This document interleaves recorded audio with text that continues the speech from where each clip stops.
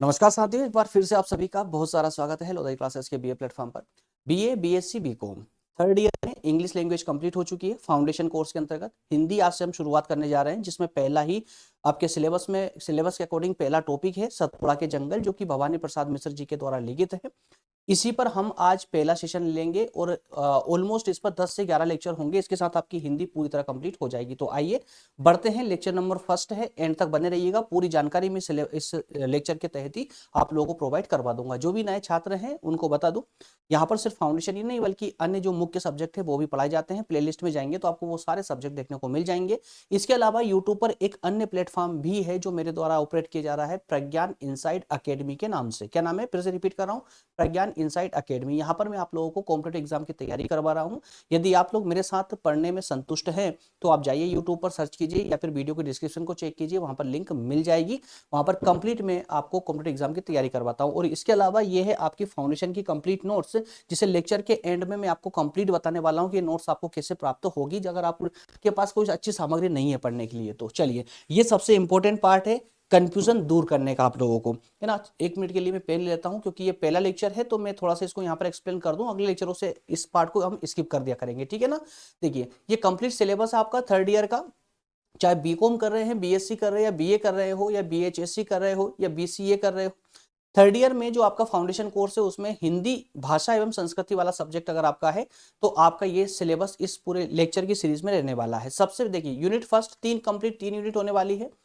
First unit में हम cover करेंगे यहाँ पर 3 टॉपिकों को, जिसमें सबसे पहले भवानी प्रसाद मिश्र जी के द्वारा लिखित सतपुड़ा के जंगल कहानी को समझेंगे, उषा प्रिय बंदा वापसी कहानी, विवेकानंद जी का शिकागो व्याख्यान, ठीक है ना, विद्या निवास मिश्र आंगन के पंछी, महात्मा गांधी आत्मकथा के अंश और विश्व के प्रमुख धर्म।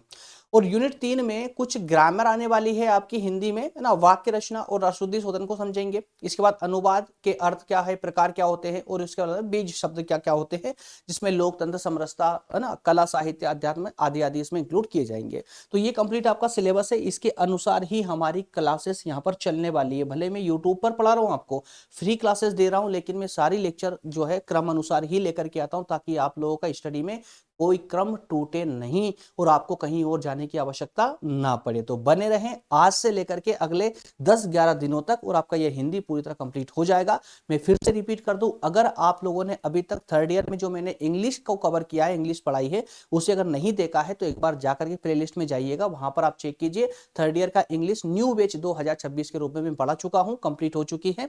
एक बार उसको जरूर देखिएगा, ठीक है ना। चलिए, तो आज का जो हमारा सेशन है जिसमें हम बात करने वाले हैं सतपुड़ा के जंगल, भवानी प्रसाद मिश्र जी द्वारा लिखित। अब आपके दिमाग में चल रहा होगा कि सर आप जितना इंट्रो दे रहे हैं उसके हिसाब से तो काफी लेंदी क्लासेस लेने वाले होंगे, लगभग 1-1.5 घंटे क्लासेस चलने वाली होगी। तो ऐसा कुछ नहीं है, क्योंकि मैं फाउंडेशन में जानता हूँ, फाउंडेशन कोर्स पढ़ा रहा हूँ, तो फाउंडेशन में मैक्सिमम स्टूडेंट्स के लिए एमसीक्यू क्वेश्चन आंसर ही ज्यादा, है ना, महत्वपूर्ण होते हैं। लेकिन इसका मतलब ये नहीं कि हम सिर्फ एमसीक्यू ही पढ़े, जैसा कि यूट्यूब पर और जगह पढ़ाया जाता है सिर्फ एमसीक्यू। आप आज एमसीक्यू पढ़ लेंगे, कल भूल जाएंगे, परसों एग्जाम देने जाएंगे, और फिर क्या होगा, 2025 का रिजल्ट आप लोग याद कर लीजिए। ऐसा नहीं दोस्तों, मैं मेरे स्टाइल में ही पढ़ाता हूं, चाहे आप लोगों में से आए क्लासेस में या ना आए। जो ईमानदारी से पढ़ना चाहते हैं वो क्लासेस में जरूर आएंगे। तो देखिए, सबसे पहले तो हम यहाँ पर पहले कहानी को डिस्कस करते हैं। हाँ, संक्षेप में करेंगे, शॉर्ट में करेंगे, बहुत ज्यादा समय नहीं लेंगे संक्षेप में, लेकिन जितनी आवश्यकता है पूरे एमसीक्यू क्वेश्चन आंसरों को याद रखने के लिए जिन तथ्यों की जरूरत है उन तथ्यों को हम यहाँ डिस्कस करेंगे।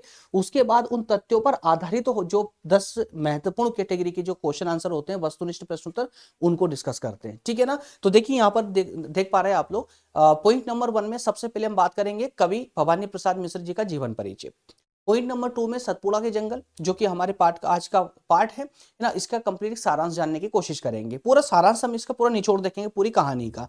पूरी कहानी नहीं पढ़ने वाले, बल्कि कहानी का सारांश हम यहाँ पर समझेंगे। उसके बाद में अभी कुछ यूनिवर्सिटियों ने एक नई अपडेट आई है, कुछ यूनिवर्सिटियों ने चेंज किया है परीक्षा में। अब जो है ना, एमसीक्यू की जगह अब वस्तु सब्जेक्टिव पूछना चालू कर दिया है। पहले ऑब्जेक्टिव पूछे जाते थे अपने तक आपसे, सभी ने नहीं, कुछ यूनिवर्सिटियों ने। तो अपनी अपनी यूनिवर्सिटी या कॉलेज में एक बार आप जो है चेक जरूर कर लीजिएगा, कहीं आपकी यूनिवर्सिटी ने तो चेंज नहीं कर दिया है ना। तो इसके लिए अब जहां पर चूंकि चेंज हुआ है, इसलिए मैं कुछ इंपॉर्टेंट क्वेश्चन यहाँ पर मैं आप लोगों को देता हूं जो सब्जेक्टिव होते हैं, जिसमें लघुत्तरी भी होंगे और दीर्घ प्रकृति के भी होंगे। कुछ इंपॉर्टेंट क्वेश्चन मैं आपको यहाँ पर लेक्चर में बताते हुए चलूंगा, और उसके बाद में लास्ट में बात करेंगे टॉप 10 एमसीक्यू क्वेश्चन आंसर, है ना, ऑब्जेक्टिव क्वेश्चन आंसर जो कि वर्तमान में आप लोगों से पूछे जाने हैं।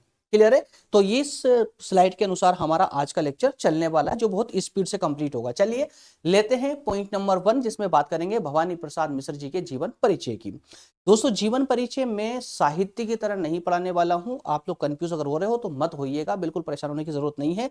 एक एक 2-2 3-3 मिनट में स्लाइड चेंज होगी, यहाँ पर फटाफट स्पीड से आगे बढ़ेंगे ना। तो साहित्य नहीं बल्कि फाउंडेशन पढ़ रहे हैं, तो फाउंडेशन के अनुसार ही मैं यहाँ पर परिचय आपको देने वाला हूँ। तथ्य जहां से आपसे क्वेश्चन पूछे जा सकते हैं। देखिए, इनका पूरा नाम क्या है? पूरा नाम क्या है? भवानी प्रसाद मिश्र जी। इनके जन्म की बात करें तो 29 मार्च 1913 को इनका मध्य प्रदेश के होशंगाबाद जिले में इनका जन्म हुआ था। होशंगाबाद को वर्तमान में दोस्तों हम नर्मदापुरम के नाम से जानते हैं, आप सभी जानते हैं अच्छे से, है ना। और इनका देहांत की बात करें तो 20 फरवरी 1985 को इनका देहांत हो गया, स्वर्गवास हो गया। काव्य धारा के दोस्तों, काव्य धारा में इन्हें नई कविता और स्वच्छंद मानवतावादी कवि के रूप में इन्हें विशेष ख्याति प्राप्त है। जी हाँ, काव्य धारा में नई कविता के कवि ये माने जाते हैं। याद रखिएगा, नई कविता के कवि के रूप में ये सबसे ज्यादा प्रसिद्ध है। भाषा शैली की बात करें तो इन्होंने अपने संपूर्ण लेखन रचना में सरल बोलचाल की भाषा और आत्मीय और संवेदनशील भाषा का प्रयोग किया है, भाषा शैली का प्रयोग किया है। प्रेरणा स्रोत की माने दैट मीन्स की मिश्र जी के प्रेरणा स्रोत कौन रहे हैं? तो प्रकृति, देश, परिवार और मानव जीवन ही इनके प्रेरणा के स्रोत रहे हैं, जिनसे प्रेरित होकर इन्होंने अपनी अद्भुत रचनाओं को अंजाम दिया है। विशेष पहचान की बात करें तो सहज आत्मकथात्मक और प्रकृति प्रेमी कवि के रूप में ये विशेष रूप से जाने जाते हैं, अगर हम इनकी विशेष पहचान की बात करें तो। क्लियर है? ये छोटा सा इनका जीवन परिचय। अब बात कर लेते हैं इनकी कुछ काव्य कृतियों की, इनकी रचनाओं की, जो विशेष रूप से हिंदी साहित्य के जगत में प्रचलित हैं। कौन कौन सी ऐसी रचनाएं इनकी? सतपुड़ा के जंगल, बुनी हुई रस्सी, गीत फरोश, शरीर आत्मा और पृथ्वी, और खुशबू के शिलालेख। तो ये प्रमुख इनकी रचनाएं हैं जो आज हिंदी जगत में विशेष रूप से धूम मचाए हुए, ये मान लीजिए।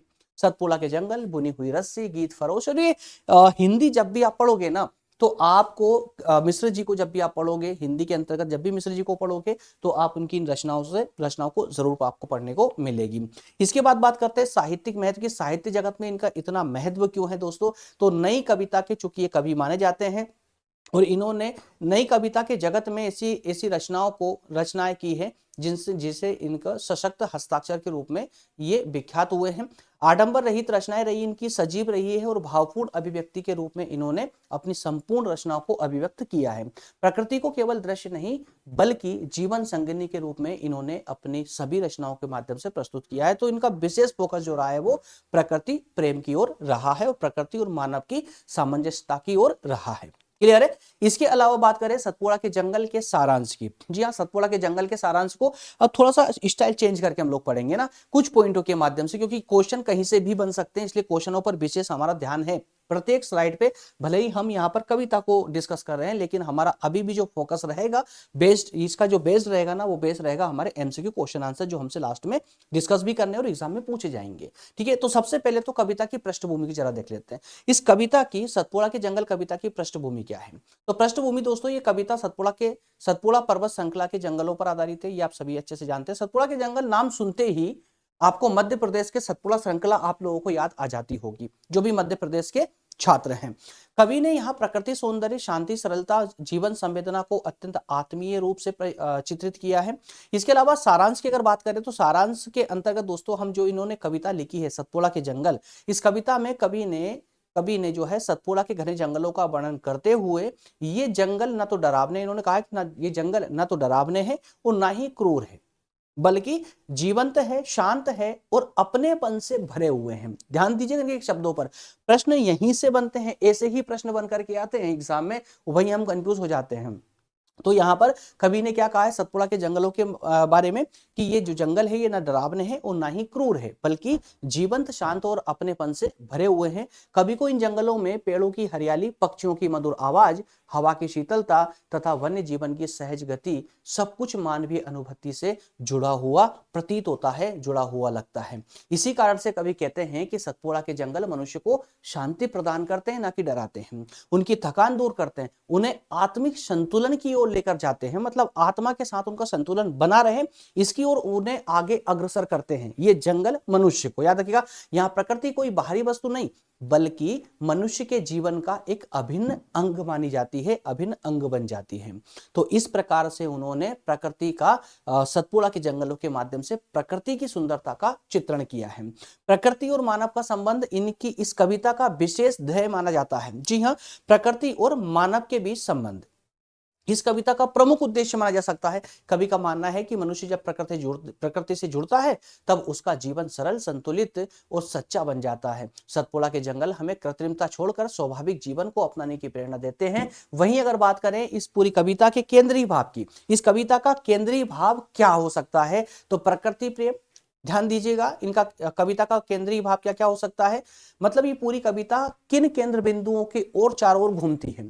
प्रकृति प्रेम, शांति और सौंदर्य, आत्मीयता, मानव और प्रकृति का सामंजस्य, सबसे बड़ा बिंदु है दोस्तों इस कविता का, याद रखिएगा, मानव और प्रकृति का सामंजस्य, मानव और प्रकृति के बीच में मधुर संबंध। कवि जंगलों को देखकर के ये अनुभव करता है कि सच्चा जीवन शहरों की भागदौड़ में नहीं बल्कि प्रकृति की गोद में है। जी हाँ, क्या है, प्रकृति की सच्चा जीवन अगर खोज रहे हैं तो जीवन ये शहरों की भागदौड़ में नहीं बल्कि प्रकृति की प्रेम में ही, प्रकृति की गोद में ही सच्चा जीवन छिपा हुआ है। और ये इनके इस वाक्य से ही, इस कविता में इस वाक्य के प्रयोग से ही हमें इसके केंद्र बिंदु की ओर इशारा मिलता है। क्लियर है। चलिए अब हम आगे बात करते हैं कि जो जिन परीक्षाओं में परिवर्तन हुआ है, जिन माफ कीजिएगा, जिन यूनिवर्सिटियों ने परिवर्तन किया है, जिन्होंने एमसीक्यू के स्थान पर अब जो है सब्जेक्टिव प्रश्न पूछना चालू कर दिए हैं, है ना, सब्जेक्टिव दैट मींस की रिटन क्वेश्चन, राइट।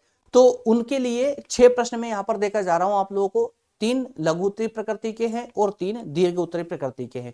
एक विशेष नोट कर लीजिएगा, जिन स्टूडेंट्स के यूनिवर्सिटी में कोई परिवर्तन नहीं हुआ है उन्हें इन क्वेश्चनों से कोई लेना देना नहीं है, और जिनके यूनिवर्सिटी में परिवर्तन हुआ है वो चिंतित ना हो, इन प्रश्नों को नोट कर ले या फिर स्क्रीनशॉट ले लें या फिर पीडीएफ को डाउनलोड कर ले, डिस्क्रिप्शन में लिंक डाल रहा हूं मैं, वहां से इन प्रश्नों को संभाल करके रखें और इन प्रश्नों के उत्तर की तैयारी करना चालू कर दें।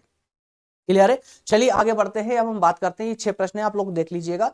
आगे बढ़ते हैं और अब लेते हैं हम एक और महत्वपूर्ण पार्ट हमारे आज के सेशन का, क्या है, टॉप 10 कैटेगरी के वस्तुनिष्ठ प्रश्न उत्तर। ठीक है ना। चलिए सबसे पहला प्रश्न है, सतपुड़ा के जंगल कविता के कवि कौन है। सतपुड़ा के जंगल कविता के कवि कौन है, तो ये तो आप हाँ, यहां पर आपको आसान लग रहा होगा, बच्चों वाला प्रश्न लग रहा होगा, लेकिन एग्जाम में ये प्रश्न हमको कंफ्यूज कर देता है कि यार सुमित्रानंद पंत तो नहीं, अच्छा केदारनाथ अग्रवाल हो सकते हैं, नहीं नागार्जुन हो सकते हैं, भवानी प्रसाद मिश्र तो आपको याद ही नहीं आएंगे। क्यों नहीं आएंगे, क्योंकि आपने ढंग से पढ़ा नहीं है। इसलिए बोलता हूं कि पाठ को बहुत अच्छे से पहले पढ़िए, अलग अलग दृष्टिकोण से उसको पढ़िए, उसके बाद उसके क्वेश्चन आंसरों पर प्रैक्टिस कीजिए, तो आप जीवन में कभी भी उन प्रश्नों के उत्तर नहीं भूलोगे, है ना। चलिए, और उसी में मैं यहाँ पर क्लास लेकर के आता हूँ आप लोगों के लिए।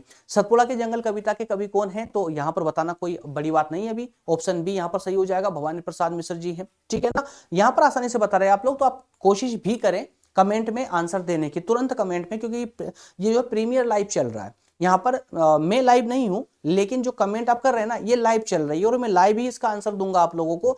तो जितने दोस्त भी हो सके कमेंट में मुझसे पहले आंसर देने की कोशिश करें, और मुझसे पहले नहीं भी दे पा रहे तो भी कोई दिक्कत नहीं है, बस आप अपनी ओर से आंसर करें और लास्ट में मुझे कंप्लीट बताएं कि आपने कितने क्वेश्चन सही टिक लगाए हैं। ठीक है। चलिए अगला प्रश्न लेते हैं। अगला प्रश्न है, भवानी प्रसाद मिश्र का जन्म किस वर्ष हुआ था। किस वर्ष हुआ था, मैंने इंट्रो में बताया था इनके, है ना, 1913 में। ठीक है ना, 1913 में इनका जन्म हुआ था। ठीक है, होशंगाबाद में, ऑप्शन सी यहाँ पर सही हो जाएगा। अगला प्रश्न है यहाँ पर, भवानी प्रसाद मिश्र का जन्म कहाँ पर हुआ था, तो अभी तो बताया मैंने, होशंगाबाद, मध्य प्रदेश के होशंगाबाद, जिसे आज वर्तमान में नर्मदापुरम के नाम से जाना जाता है। ऑप्शन सी यहाँ पर सही हो जाएगा। अगला प्रश्न है, सतपुड़ा के जंगल कविता का मुख्य विषय क्या है। दोस्तों विषय क्या है, राष्ट्रीय चेतना, सामाजिक विद्रोह, प्रकृति चित्रण या रहस्यवाद। क्या है, प्रकृति चित्रण, सीधे से कहानी है, प्रकृति चित्रण, ऑप्शन सी सही हो जाएगा।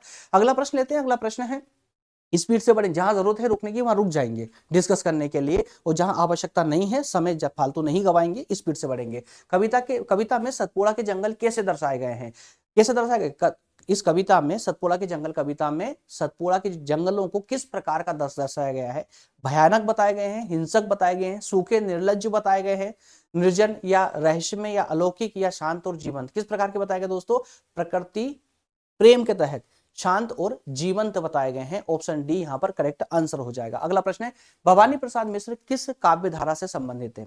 कौन सी काव्य धारा? नई कविता काव्य धारा से, प्रकृतिवाद से, छायावाद से, प्रयोगवाद से? किससे है? नई कविता काव्य धारा से। ठीक है, नई कविता का ऑप्शन ए आपका करेक्ट आंसर हो जाएगा। अगला प्रश्न लेते हैं। अगला प्रश्न है, भवानी प्रसाद मिश्र की कविता की भाषा कैसी है? भाषा हमने देखी थी अभी, कैसी है? सरल है ना, बोलचाल की भाषा का प्रयोग किया उन्होंने।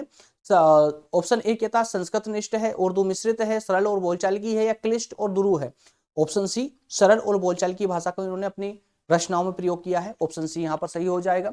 अगला प्रश्न लेते हैं, कवि के अनुसार प्रकृति मनुष्य को क्या प्रदान करती है? क्या प्रदान करती है? केवल मनोरंजन? ऑप्शन बी कहता है शांति और संतुलन, धन, वैभव, या संघर्ष और चुनौती? क्या option B is your answer? Option B शांति और संतुलन प्रदान करती है। ऑप्शन बी यहाँ पर करेक्ट हो जाएगा। आखिरी के दो प्रश्न, भवानी प्रसाद मिश्र की रचना गीत फरोश किस विधा से संबंधित है? तो जो भवानी प्रसाद मिश्र की जो रचना है गीत फरोश, ये दरअसल क्या है? गद्य की कौन सी विधा है? कौन सी विधा है? नाटक है, कहानी है, कविता है, या उपन्यास है? क्या है दोस्तों? तो गीत फरोश याद रखिएगा कविता है। क्या है? कविता। ऑप्शन सी आंसर हो जाएगा यहाँ पर। अगला प्रश्न है, सतपुड़ा के जंगल कविता का मूल संदेश क्या है? सतपुड़ा के जंगल कविता का मूल संदेश, तो शहरी जीवन की प्रशंसा की गई इसमें, या प्रकृति और मानव का सामंजस्य बताया गया है, औद्योगिक विकास का समर्थन किया गया है, या फिर राजनीतिक चेतना को यहाँ दर्शाया गया है? क्या है? तो इसका मूल जो विषय है, मूल संदेश जो है वो प्रकृति और मानव का सामंजस्य है। ऑप्शन बी यहाँ पर आपका उत्तर हो जाएगा। इस प्रकार से आज का सेशन होता है आपका कंप्लीट। सतपुड़ा के जंगल की जो कहानी थी वो होती है कंप्लीट। अगले सेशन में मैं आपको हर लेक्चर में बताता हुआ चलूंगा। देखिए यूनिट फर्स्ट से पहला टॉपिक आज आपने कंप्लीट कर लिया है। कल वाले सेशन में हम उषा प्रियबंदा द्वारा रचित वापसी कहानी पर हम चर्चा करेंगे। इसी प्रकार शॉर्ट सेशन होगा, बहुत लेंदी नहीं होगा, और इसी तरह से एक एक लेक्चर में सभी को हम कंप्लीट कर देंगे। तो 9 या 10 लेक्चर में आपके पूरी कहानी जो है ना ये पूरी कंप्लीट हो जाएगी। क्लियर है? चलिए, मैंने आपको स्टार्टिंग में बताया था कि कुछ इंपॉर्टेंट नोट्स के बारे में आप लोगों को बताने वाला हूं। तो जिन दोस्तों के पास में एक अच्छी सामग्री नहीं है पढ़ने के लिए फाउंडेशन कोर्स की, उनके लिए विशेष ऑफर है। यहाँ पर देखिए, हिंदी, इंग्लिश, व्यक्तित्व विकास और डिजिटल जागरूकता, चारों ही सब्जेक्ट की नोट्स स्पेशल पीडीएफ नोट्स है। पीडीएफ के रूप में है ना, हार्ड कॉपी नहीं है, सॉफ्ट कॉपी है, पीडीएफ के रूप में है। स्पेशल कंटेंट समाहित किया गया है, मैक्सिमम क्वेश्चन यहाँ पर लिए गए हैं ताकि आप पहले कहानी को पढ़ेंगे और उसके बाद में उस पर मैक्सिमम अधिक से अधिक प्रश्नों पर आप प्रैक्टिस करेंगे, ताकि कोई सा भी पक्ष आपके पाठ का छूटेगा नहीं। ठीक है? और चारों सब्जेक्ट में एक ही स्ट्रेटजी को अपनाया गया है। पहले टॉपिक है, कॉन्सेप्ट दिया गया है आसान भाषा में और उसके कुछ उदाहरणों के साथ में, और उसके बाद में उसके क्वेश्चन आंसर दिए गए हैं ताकि क्वेश्चन पहले टॉपिक पढ़े, उसके बाद क्वेश्चन आंसरों पर प्रैक्टिस करें। 149 रुपए के सब्सक्रिप्शन में चारों ही नोट्स अवेलेबल है। आप जो भी छात्र लेना चाहें बिल्कुल ले सकते हैं। नंबर दिए गए हैं, इस नंबर पर आप इस पेज का स्क्रीनशॉट लेकर के व्हाट्सअप कर दीजिए, या डायरेक्ट व्हाट्सअप भी कर सकते हैं, या फिर व्हाट्सअप ना रीड होने के केस में आप इस नंबर पर कॉल भी कर सकते हैं। कॉल करके भी इस नोट्स के लिए रिक्वायरमेंट दे सकते हैं। क्लियर है? मिलेंगे अगले सेशन में दोस्तों। अगर सेशन आपके लिए हेल्पफुल रहा तो सेशन को लाइक जरूर कर दें, और चैनल पर नए हैं तो सब्सक्राइब करके जुड़ जाइएगा हमारे साथ में, ताकि एंड तक आपके साथ में इसी प्रकार समर्थन आपको देता रहूं। इसी प्रकार से मैं आप लोगों के लिए सभी सब्जेक्टों पर क्लासेस लेता रहूं। कमेंट करके मुझे बताइएगा थर्ड ईयर में आप इसके अलावा और कौन सा विषय पढ़ने के इच्छुक हैं, कौन सा विषय आप डिटेल में पढ़ना चाहते हैं। मिलेंगे अगले सेशन में। बहुत धन्यवाद। Thank you. जय हिंद।